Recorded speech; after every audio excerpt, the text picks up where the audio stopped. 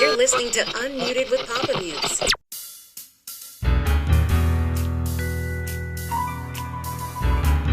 You're listening to Unmuted with Papamutes.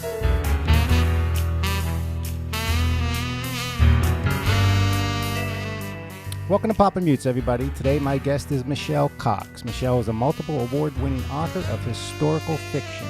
Michelle, welcome to Papamutes. Hi, thanks for having me. Now, I mentioned before we actually started taping that you're in Chicago. Is that where you were Correct. born? No, I was actually born about 3.5 hours west of here near Dubuque, Iowa. Okay. So right on the Mississippi. Yep. All right. Now, were your parents writers, or was there any creative juice coming from that end at the beginning, so to speak? Not really. I mean, I think my mom always had a creative streak, but, she never did anything with it. There's a story that my great-grandmother once wrote a poem and it got published in the paper. So that's kind of our claim to fame. It got you started, right? Right. All right. So why historical fiction? Or, I mean, it's kind of self-explanatory, but for people that just explain, what historical fiction is, even though it sounds kind of obvious, and what direction, you go in. Yeah. Historical fiction is any story. I think they say now that it's even creeping up to the 1970s. So anything prior to 1970s, I know, is considered historical fiction. So I'm historical then. Yeah, right. We all are. Right? Yeah. I gravitate towards the 30s and 40s. That's kind of my niche.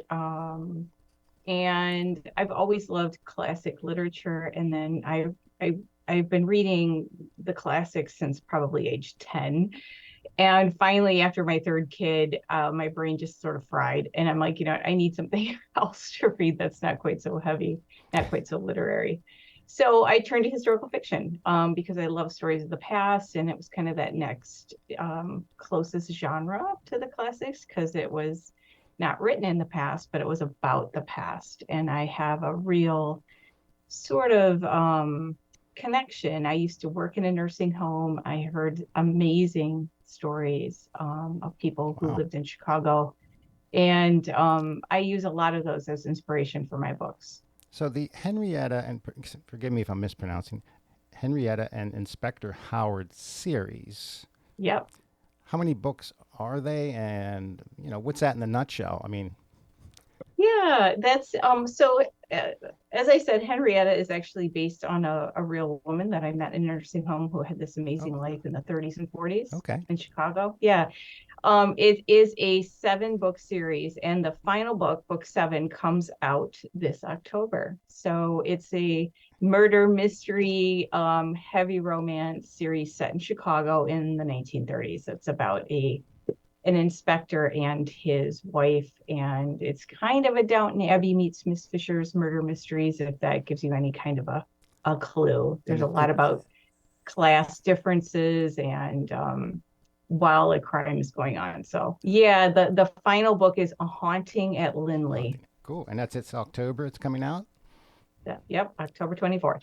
Awesome. How about influences?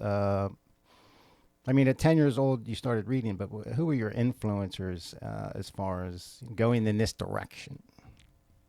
I was a huge Catherine Cookson fan. I don't know if any of your listeners are familiar with her. She's a British writer. And even as a little kid, not a little kid, but preteen teen, I was reading these books. I stole them off my mom's shelf, and they're definitely not for kids, but I love them. I love the historical sort of saga. I was also a huge Louisa May Alcott fan. And then later in life, of course, Charles Dickens, Jane Austen. I love Dickens's ability to create this gigantic world of characters and somehow weave them all together. So he's probably one of my biggest influences. Now, how do your ideas come? I mean... Well, a lot of I always need a little bit of a grain of truth, a grain of reality. And so when I was writing the first book of the series, I used the story of this woman in the nursing home who she said she was apparently this bombshell. and she worked as an usherette in a burlesque hall. Nice. So I decided to sort of imagine what that would be like. And then there were, I did Invent a Murder and The Handsome Inspector and all that kind of stuff. But yeah, it's always rooted in a little bit of reality for me, although I am sort of branching out into new series and new books, and those are more just completely out of my imagination. And how many, I mean, it's a lot of books. How many books have you written?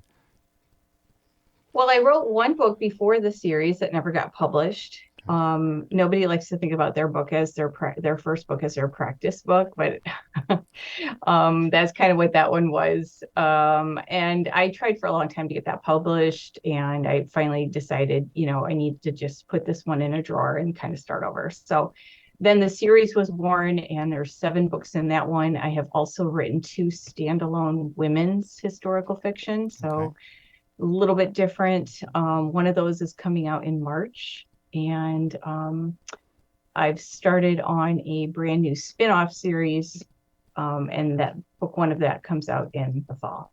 So I guess that's 10 books. Approximately. Yeah, just trying to get a feel for how many. And you mentioned about, this leads into the next question, just for up and coming writers, how many, I hate to say failures, but how many failures. I can't think of another word, but you know what I mean? Yeah. Like, everybody has to, fail to move forward. So just for people that want to write, that have that doubt in their head, like, some reality check, I guess, is what I'm asking. Yeah, I mean, it's a great question. It's hard to answer. I mean, because I guess, some people spend 10 years writing a book and, might not go anywhere. And other people write a bunch of books and, still it doesn't go anywhere. So I did have that one book. I queried 200 agents.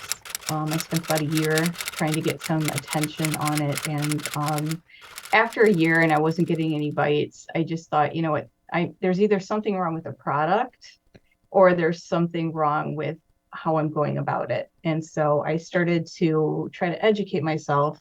I went to a bunch of conferences and learned more about the genre and about, the industry as a whole, which is its own, entire huge universe.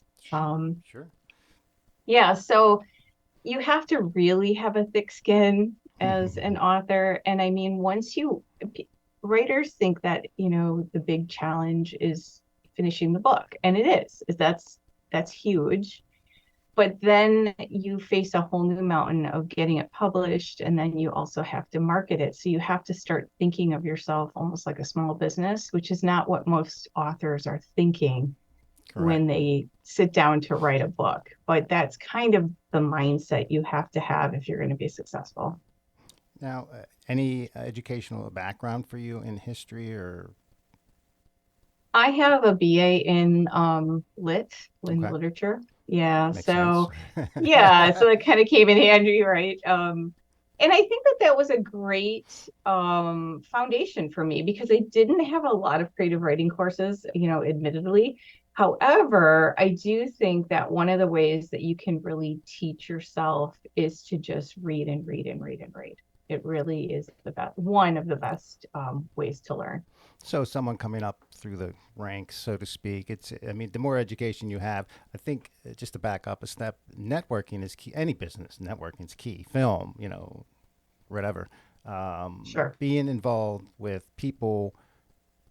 other people who write, same interests, I think is a big step for anyone.